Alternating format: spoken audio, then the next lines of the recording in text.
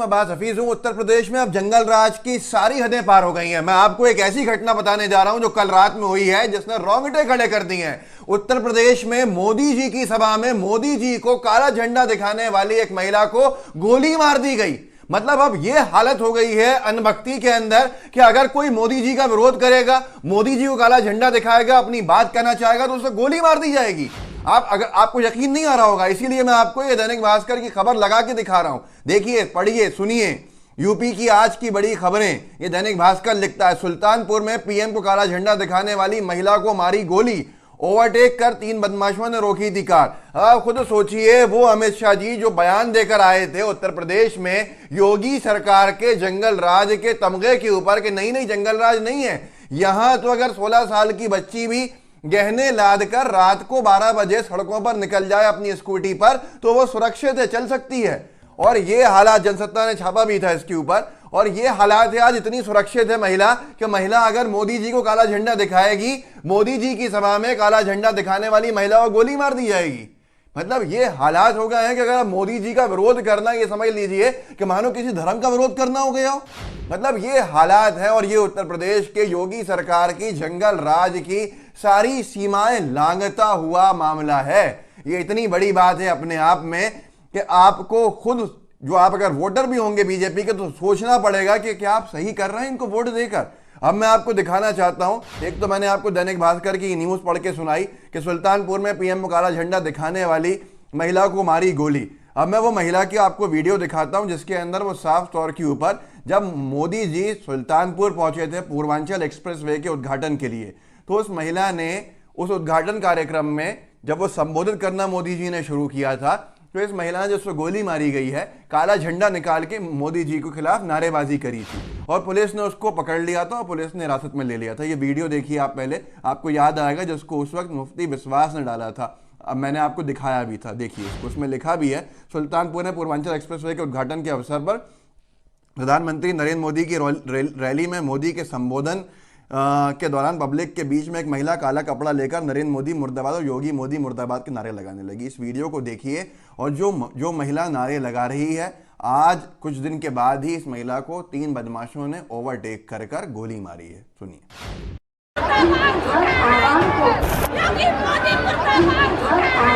अब मोदी की रैली में ऐसी घटना हो तो पुलिस के हाथ पैर तो फूल ही जाएंगे।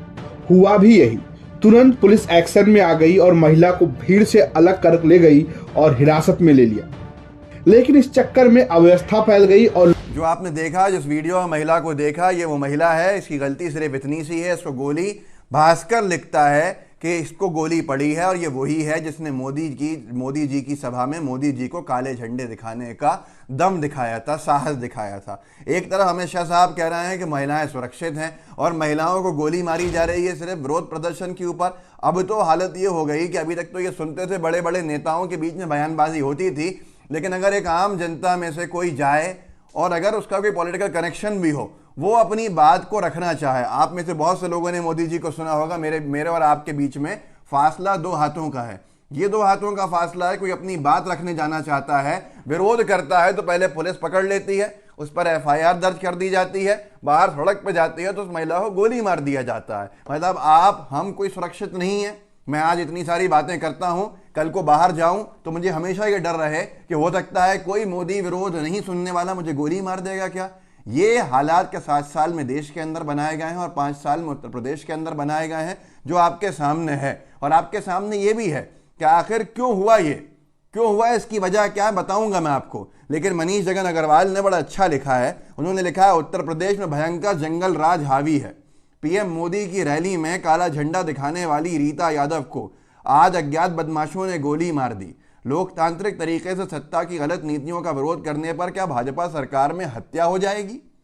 भाजपाई किसी की भी हत्या कर देंगे, गोली मार देंगे?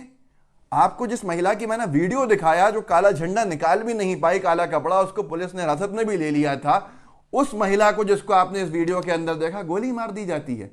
गुनाह उसका इतना है कि वो आपकी बात को हाँ में हाँ नहीं मिला रही है, वो अपनी बात को रखना चाहती है। और मोदी जी का विरोध करना क्या बहुत बड़ा पाप हो जाएगा ऐसे अनभक्तों के लिए?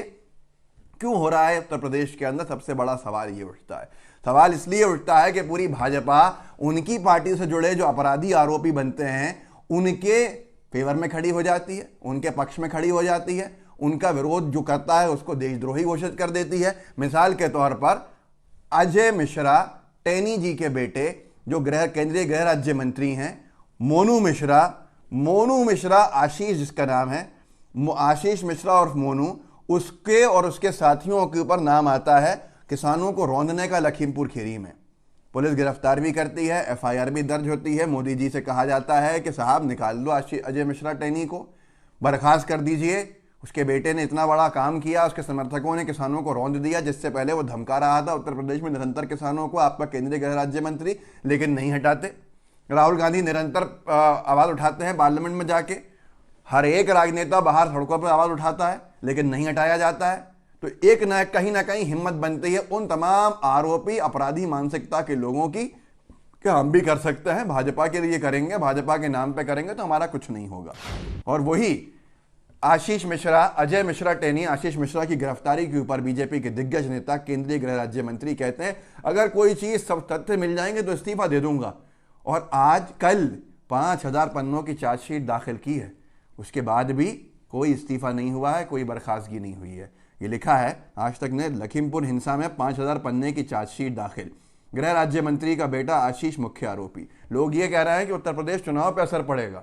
5000 पन्नों की चार्जशीट दाखिल की है केंद्रीय गृह राज्य मंत्री के बेटे के खिलाफ, पर केंद्रीय गृह राज्य मंत्री को पूरा अधिकार मिला हुआ है। पुलिस से सल्यूट कराते हैं अपने आप को, पुलिस से स्वागत कराते हैं, उनको हटाने का दम किसी में नहीं है, उनके ऊपर कोई कार्रवाई नहीं होती है, जिससे कि हौसले बुलंद होते हैं उत्तर प्रदेश में। और फिर यह होता है कि मोदी जी की सभा में विरोध करने के ऊपर विरोध करने वाली महिला को गोली मार दी जाएगी। भाजपाइयों से सवाल पूछिए क्या यह सही है?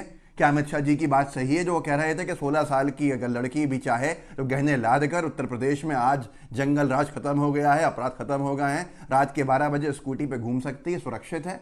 क्या ऐसी सुरक्षा? क्या हाथरस की जैसी सुरक्षा? क्या इससे पहले जो कुलदीप सिंह सेंगर के वजह से जो पीड़ित परिवार हुआ पूरा, वैसी सुरक्षा? उन्नाव की सुरक्षा? हर एक कोने कोने में योगी राज के अंदर क्या हुआ ये आपके सामने है। लेकिन अभी तक तो भाजपा सीधे तौर के ऊपर पार्टी पक्ष इन्वॉल्व नहीं था। अब तो यह है कि साहब मोदी जी का विरोध कर दिया तो इतना बड़ा हंगामा कर देंगे, मतलब कोई विरोध नहीं करे इसलिए। कहां जा रहा है उत्तर प्रदेश? क्या किया है योगी सरकार के अंदर? कैसे अपराधी मानसिकता के लोग भाजपा के समर्थक बन गए हैं? कोई सवाल करेगा?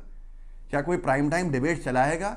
क्या कोई हैवी हेडलाइंस चलेंगी? नहीं चलेंगी। अखबारों की सुर्खियां फ्रंट पन्ने के ऊपर डलेंगी? क्या नहीं डलेंगी। आपके सामने है उत्तर प्रदेश में जंगल राज की सीमाएं लांघ दी हैं योगी राज के अंदर, लेकिन उफ है कोई बोल दे, किसी की मजाल है कोई उफ कर दे।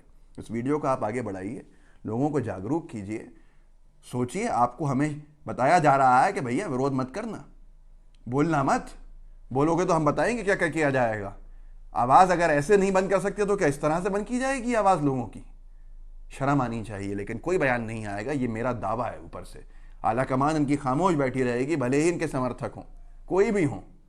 अब आगे जो बात आएगी सामने वो तो हम सबके सामने आ जाएगी, लेकिन भाजपा को अपना स्टैंड क्लियर करना चाहिए कम से कम। आके व्हाट्सएप ग्रुप्स होंगे, उनमें इस वीडियो को डालिएगा, शेयर कीजिएगा, लोगों को असलियत बताइएगा, हो क्या रहा है, दिखाया क्या जा रहा है। साथ में लाइव टीवी को सब्सक्राइब भी कीजिएगा और बेल आइकन भी दबाइएगा। जय हिंद, जय भारत।